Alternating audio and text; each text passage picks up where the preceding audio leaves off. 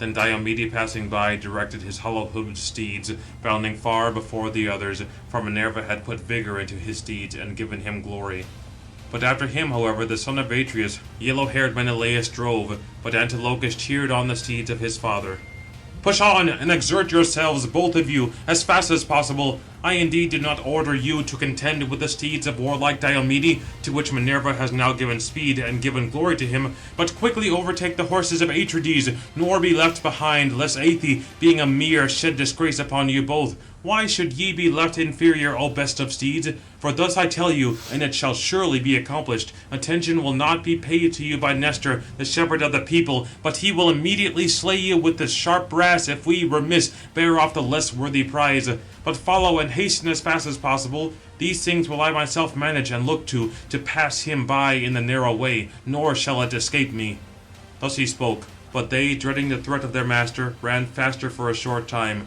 But immediately then warlike Antilochus perceived the narrow of the hollow way. It was a fissure of the earth, where the wintry torrent collected, had broken away part of the road, and gullied the whole place. Thither drove Menelaus, avoiding the clash of wheels, but Antilochus, deviating, guided his solid-hoofed horses out of the way, and turning aside, pursued him a little.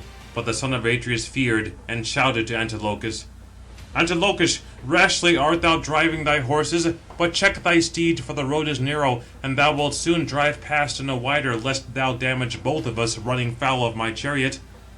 Thus he spoke, but Antilochus drove even much faster, urging them on with the lash, like unto one not hearing, as far as is the cast of a quoit, hurled from the shoulder, which a vigorous youth has thrown, making experiment of his youthful strength. So far they ran abreast, but those of Atrides fell back, for he himself voluntarily ceased to drive, lest a solid-hoofed steed should clash in the road, and overturn the well-joined chariots, and they themselves should fall in the dust while contending for the victory. And him yellow-haired Menelaus chiding addressed, "O Antilochus, no other mortal is more pernicious than thou. Avaunt, for we Greeks untruly said that thou wast prudent. Yet not even thus shalt thou bear away the prize without an oath." Thus saying, he cheered on his steeds, and spoke to them, "Be not kept back, nor stand grieving in your hearts. Sooner will the feet and knees grow weary to them than to you, for they are both deprived of vigour." Thus he spoke, but they, dreading the exhortation of their master, ran more fleetly, and became very near the others. But the Greeks sitting in assembly beheld the steeds, and they flew along, raising dust over the plain. Then first Idomeneus, leader of the Cretans, distinguished the horses, for he sat outside the circus very high up on an observatory, and hearing him being far off, encouraging his steeds, knew him. He also perceived a remarkable steed outstripping, which in every other part indeed was chestnut, but in its forehead was a white round spot like the moon. And he stood erect, and delivered this speech amongst the Greeks. "O friends, leaders and chieftains of the Greeks, do I alone recognize the horses, or do ye also? Different steeds indeed appear to me to be foremost, and there seems a different charioteer. But those mares which hitherto were successful are probably hurt upon the plain somewhere, for surely I first saw them turning round the goal. But now I can no longer see them, although my eyes survey the Trojan plain as I gaze around. Surely the reins have fled the charioteer, and he could not rein well round the goal, and did not succeed in turning. There I imagine he fell out, and at the same time broke his chariot, whilst the mares bolted, when fury seized their mind. But do ye also standing up look, for I cannot well distinguish. It appears to me to be the Aetolian hero by birth, and who rules amongst the Argives, the son of horse-breaking Tydeus, gallant Diomede." But him swift Ajax, the son of Oileus, bitterly reproached, "Idomeneus, why dost thou prate endlessly? Those high-prancing mares run over the vast plain afar. Neither art thou so much the youngest amongst the Greeks, nor do thine eyes see most sharply from thy head. But thou art always prating with words. Nor is it at all necessary for thee to be a prater, for others better than thou are present. For the mares of Eumelus are still foremost, which were so before, and he himself is advancing, holding the reins." But him the leader of the Cretans, indignant, answered in turn, "Ajax, best at abuse, reviler, but in all other things thou art inferior to the Greeks, because thy temper is morose. Come now, let us stake a tripod or a goblet, and let us both appoint Agamemnon, the son of Atreus, arbiter, which horses are foremost, that paying thou mayest learn." Thus he spoke, but swift Ajax, son of Oileus, immediately rose to reply in harsh words, And now, doubtless, the strife would have proceeded farther to both, had not Achilles himself risen up and spoke. No longer now, O Ajax and Idomeneus, hold altercation and evil, angry words, for it is not fitting. And ye also would blame another, whoever should do such things. But sitting down in the circus, look towards the steeds, which themselves will soon arrive, contending for victory. And then will ye know each of you the horses of the Greeks, which are second and which first. Thus he spoke, but the son of Tydeus came very near pursuing, and always drove on his horses with the lash across the shoulders, whilst the steeds were raised up aloft into the air, quickly completing their course, and the drops of dust kept always bespattering their charioteer. The chariot, adorned with gold and tin, rolled on close to the swift-footed steeds, nor was there a deep trace of the tires behind in the fine dust, but they, hastening, flew. But he stood in the midst of the circus, and much perspiration exuded from the steeds, from their necks and chests to the ground. But he himself leaped to the ground from his all-shining chariot, and rested his scourge against the yoke. Nor was gallant Sthenelus dilatory, but he eagerly seized the prize, and gave the woman to his magnanimous companions to escort, and handled tripod to bear away, whilst he himself unyoked the steeds.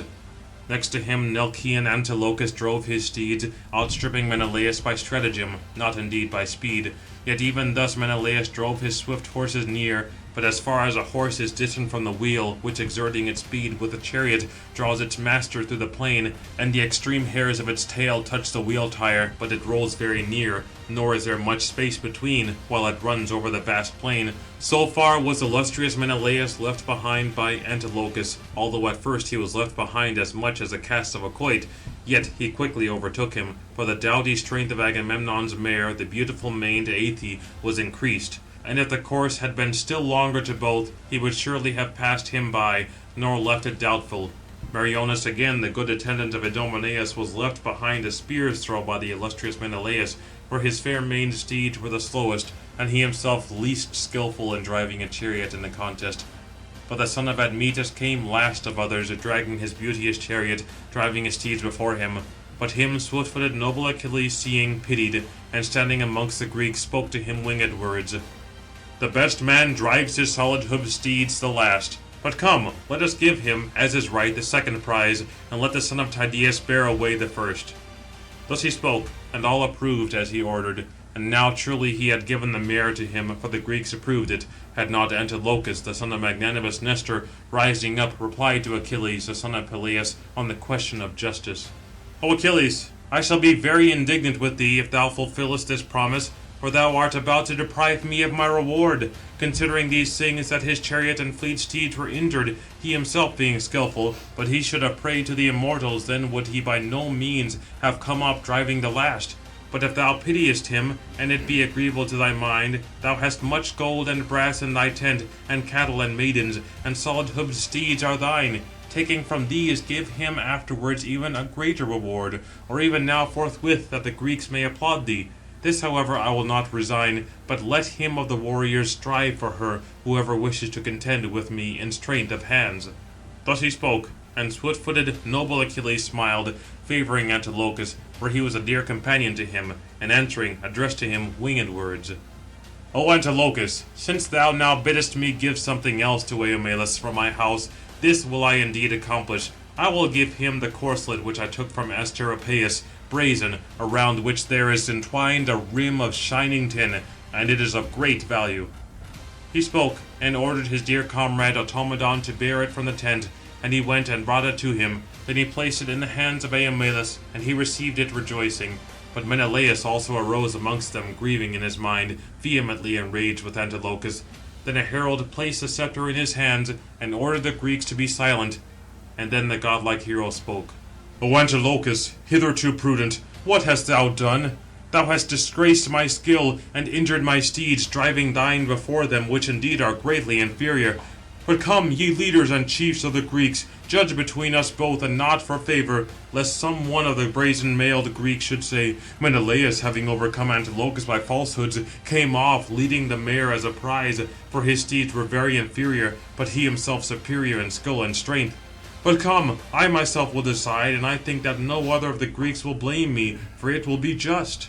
O Antilochus, nurtured of Jove, come hither, I pray, as it is just. standing before thy horses and chariot, and holding in thy hands the pliant lash with which thou didst formerly drive, touching thy steeds, swear by earth encompassing Neptune, that thou didst not willingly impede my chariot by stratagem." But him prudent Antilochus in turn answered: "Have patience now, since I am much younger than thou, O king Menelaus, and thou art older and superior. Thou knowest of what sort are the errors of a youth, for his mind is indeed more volatile, and his counsel weak. Therefore let thy heart endure, and I myself will give thee the steed which I have received. And if indeed thou demandest anything else greater from my house, I should be willing to give it immediately, rather than fall forever, O Jove nurtured, from thy good opinion, and be sinful towards the gods." He spoke, and the son of magnanimous Nestor, leading the mare, placed it in the hands of Menelaus. But his mind was cheered as the dew is diffused over the ears of growing corn, when the fields are bristling. Thus indeed, O Menelaus, was thy soul in thy breast cheered, and speaking he addressed to him winged words: "Antilochus, now indeed will I cease being enraged with thee, for formerly thou wert neither foolish nor volatile, though now youth has subdued reason. Avoid a second time overreaching thy superiors, for not another man of the Greeks would have easily appeased me. But thou hast already suffered much, and accomplished many deeds, as well as thy good father and brother, for my sake. Therefore will I be persuaded by thee, supplicating, and will give the mare also, although being mine, that these two may perceive that my soul is never overbearing or unrelenting." He spoke, and gave the steed to Noëmon, the comrade of Antilochus, to lead away, and then he received the shining goblet himself. But Meriones the fourth took up the 2 talents of gold, in which order he drove. But the 5th prize was left, which Achilles, bearing through the assembly of the Greeks, gave to Nestor, and standing by him said: "Receive now, and let this be a keepsake to thee, a memorial of the burial of Patroclus, for never more shalt thou behold him among the Greeks. I give this prize to thee even thus, for thou indeed wilt not fight with Acestus, nor wrestle, nor engage in the contest of hurling the javelin, nor run on the feet, for grievous old age now oppresses thee." Thus speaking, he placed it in his hands, but he, rejoicing, accepted it, and addressing him, spoke in winged words: "Assuredly, O my son, thou hast spoken all these things aright. For no longer are my limbs firm, my friend, nor my feet, nor yet do my hands move pliant on each side from my shoulders.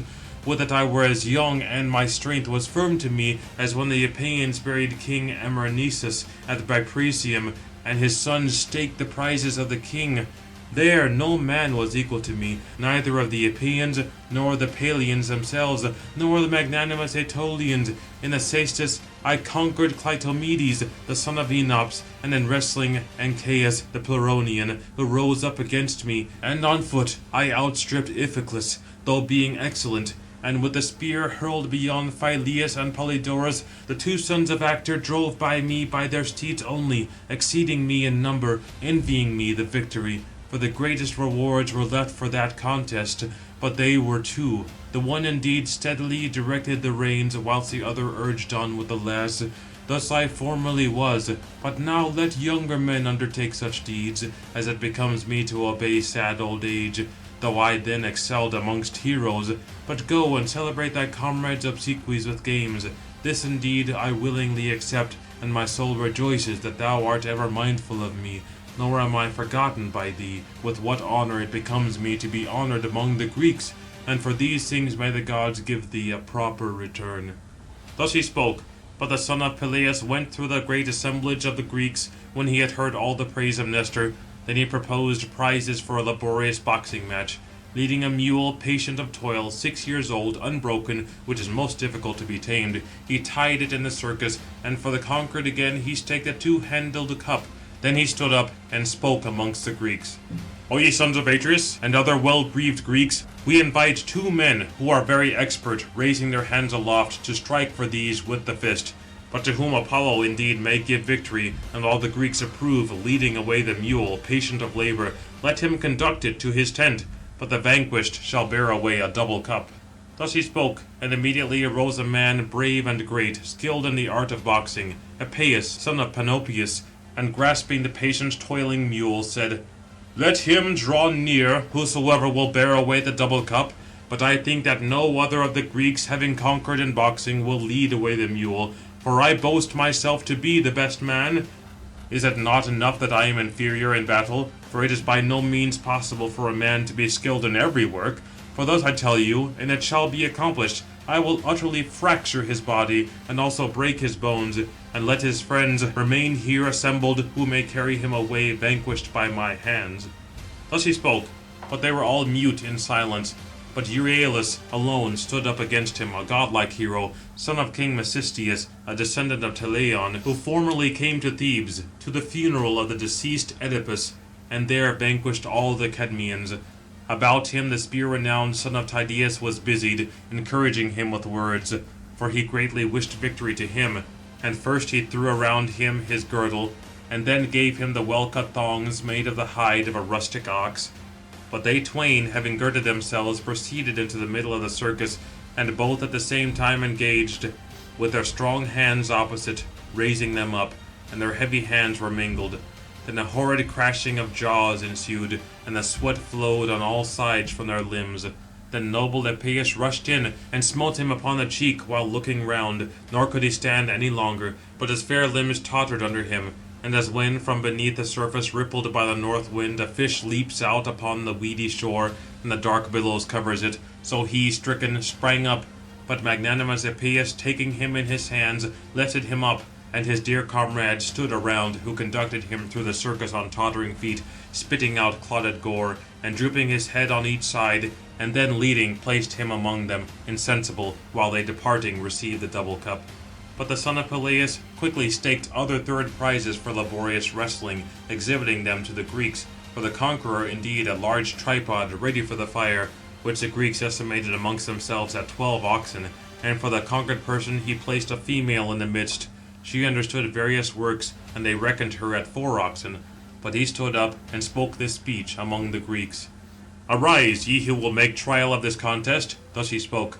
But then arose mighty Telamonian Ajax, and wise Ulysses stood up, skilled in stratagems. But these two, having girded themselves, advanced into the midst of the circus, and grasped each other's arms with their strong hands, like the rafters of a lofty dome, which a renowned architect has fitted, guarding off the violence of the winds.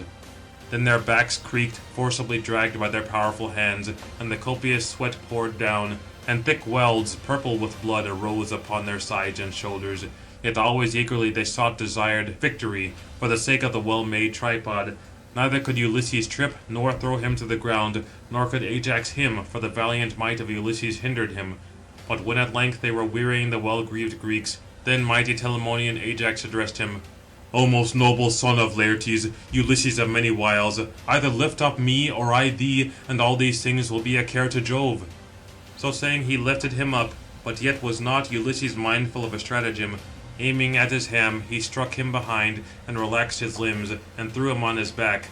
But Ulysses fell upon his breast. Then the people admiring gazed, and were stupefied. Next noble much-enduring Ulysses lifted him in turn, and moved him a little from the ground, nor did he lift him up completely. But he bent his knee, and both fell upon the ground near to each other, and were defiled with dust.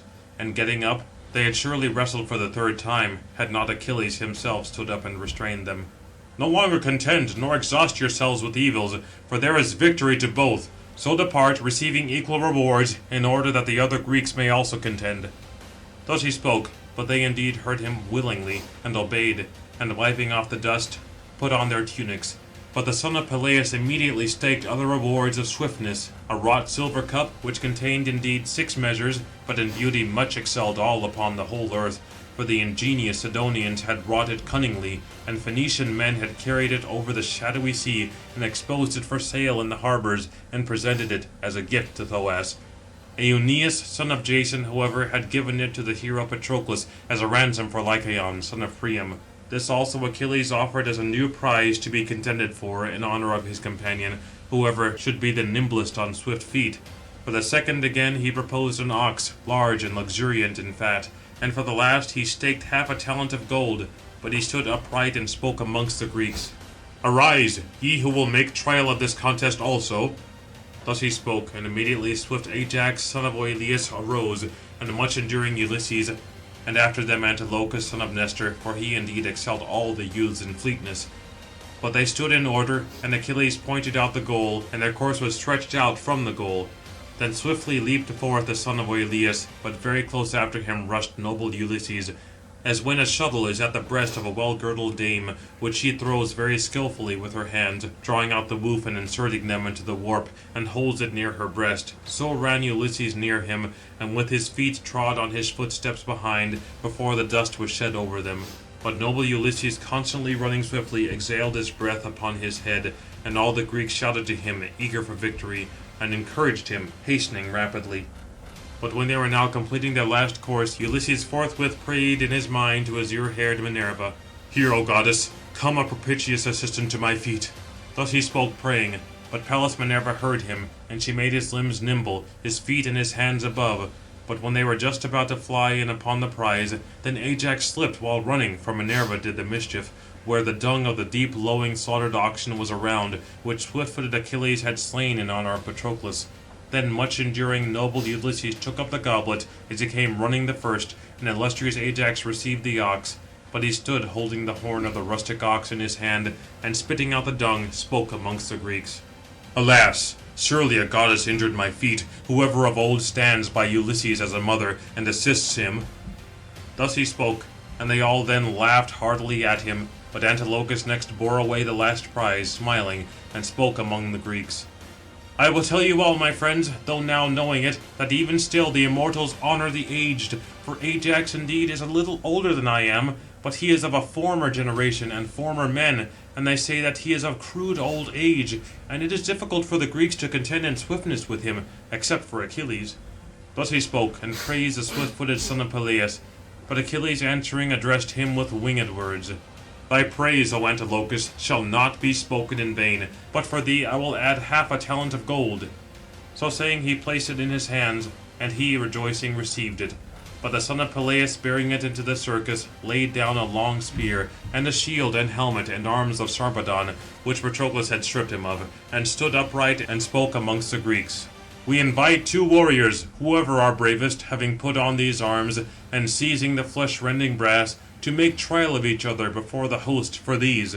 Whoever shall be the first to wound the fair flesh, and touch the entrails through the armour and black blood, to him indeed will I give this silver-studded beautiful Thracian sword, which I formerly took from Asteropaeus. But let both bear away these arms in common, and before them I will place a splendid banquet in my tents." Thus he spoke, but then arose mighty Telamonian Ajax, and the son of Tydeus, valiant Diomede, rose up. But they, after they had armed apart on either side from the ground, both came together into the midst, eager to fight, looking dreadfully, and stupor possessed all the Greeks. But when approaching each other they were near, thrice indeed they rushed on, and thrice made the attack hand to hand. Then Ajax indeed pierced through his shield, equal on all sides, nor reached the flesh, for the corslet inside protected him. But next the son of Tydeus, with the point of his shining spear, endeavoured to reach the neck over his great shield. And then indeed the Greeks, fearing for Ajax, desired them, ceasing to take up equal rewards. The hero, however, gave the great sword to Diomede, bearing it both the sheath and the well-cut belt. Then the son of Peleus deposited a rudely molten mass of iron, which the great might of Aetion used formerly to hurl. But when swift-footed noble Achilles slew him, he brought this also, with other possessions, in his ships. Then he stood up and spoke amongst the Greeks. "Arise, you who will make trial of this contest also. Even if his rich fields be of very far and wide extent, using this he will have it even for 5 revolving years. For indeed neither will his shepherd nor his ploughman go into the city wanting iron, but this will furnish it." Thus he spoke. Then up arose warlike Polypoetes, and the valiant might of godlike Leonteus arose. Also Telamonian Ajax and noble Epeius arose. Then they stood in order, but noble Epeius seized the mass, and whirling it round, threw it, but all the Greeks laughed at him. Next Leonteus, a branch of Mars, threw second, but third mighty Telamonian Ajax hurled with his strong hand, and cast beyond the marks of all. But when now warlike Polypoetes had seized the mass, as far as a cow-herdsman throws his crook, which whirled around flies through the herds of oxen, so far through the whole stadium did he cast beyond. But they shouted aloud, and the companions of brave Polypoetes, rising up, bore away the prize of the king to the hollow ships. Next for the archers he staked iron, fit for making arrows, and laid down 10 battle-axes, and also 10 demi-axes. He also set upright the mast of an azure-prowed vessel afar upon the sands. From this he fastened a timid dove by a slender cord, by the foot, at which he ordered them to shoot. Whosoever indeed shall strike the timid dove, taking up all the battle-axes, may bear them to his tent. But whosoever shall hit the cord, missing the bird, for he is inferior, let him bear off the demi-axes. Thus he spoke. But then uprose the might of King Teucer, and uprose Meriones, the active attendant of Idomeneus, and taking the lots, they shook them in a brazen helmet. But Teucer was appointed first by lot, and straightway he shot an arrow strenuously, nor did he vow to sacrifice a celebrated hecatomb of firstling lambs to King Apollo. He missed the bird indeed, because Apollo envied him thus, but he hit the string with which the bird was fastened close to its foot, and the bitter arrow cut the cord quite through. Then indeed the bird ascended towards heaven, but the cord was sent down towards the earth. And the Greeks shouted applause, but Meriones, hastening, snatched the bow from his hand, and now held the arrow for a long time, as he had directed it, and immediately vowed to sacrifice to far-darting Apollo a noble hecatomb of firstling lambs. But he saw the timid dove on high beneath the clouds, which, as she was turning round, he hit in the middle under the wing, and the arrow pierced quite through, and it indeed again was fixed in the ground at the foot of Meriones. But the bird, alighting upon the mast of the azure-beaked galley, drooped its neck, and its close wings were at the same time expanded, and swift its soul flitted from its members, and it fell far from the mast. But the people wondering beheld, and were stupefied. Then Meriones took up all the 10 battle-axes, and Teucer carried off the demi-axes to the hollow barks. Then the son of Peleus indeed, bearing it into the circus, staked a long spear, and also a cauldron, untouched by fire, worth an ox, adorned with flowers. And immediately the spearmen arose. The son of Atreus rose up, wide-ruling Agamemnon, and Meriones, the expert attendant of Idomeneus, whom also swift-footed noble Achilles addressed. O son of Atreus, for we know how much thou dost surpass all, as well as how much thou excellest in strength and in the javelin. Wherefore thou indeed mayest repair to the hollow barks, possessing this reward. But let us give the spear to the hero Meriones, if truly thou dost thus wish it in thy mind. For I, on my part, advise it. Thus he spoke, nor did the king of men Agamemnon disobey, but he gave the brazen spear to Meriones, and the hero himself gave the very splendid prize to the herald Talthybius.